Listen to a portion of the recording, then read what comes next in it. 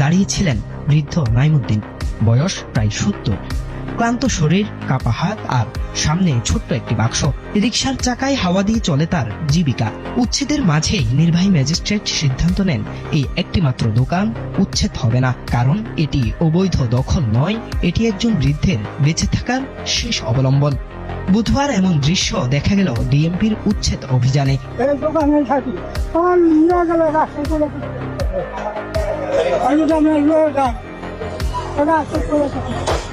ম্যাজিস্ট্রেটের এমন নির্দেশনায় চোখ ভিজে উঠে উপস্থিত অনেকেরই।